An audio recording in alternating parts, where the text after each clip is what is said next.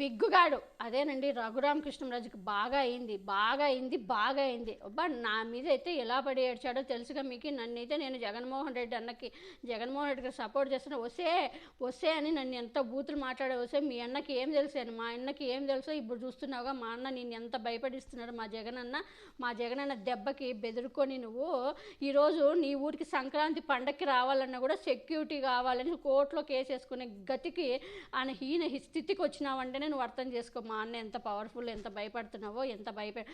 ఈ రఘురామకృష్ణంరాజుకి దేవుడు బాగా చేశాడు. అందుకే ఈయనకి నో టికెట్ అన్నారంట జనసేన టీడీపీ నుంచి. కానీ ఈయన రోజు ఆ పచ్చ మీడియాలో కూర్చొని రోజు మా జగనన్నని తిట్టడమే. అందుకే దేవుడు ఎప్పుడు సహించడు. ఇట్లాంటి దేవుడు ఒక్కసారి చూస్తాడు, 2 సార్లు చూస్తాడు, ఇంకొన్నిసార్లు మారుతారు, వీళ్ళకి అవకాశం ఇద్దామని అవకాశం ఇచ్చాడు. కానీ వీడు మారేటట్లు లేడు. ఎందుకంటే కడుపుకి అన్నం కాదు, తినడం లేదు.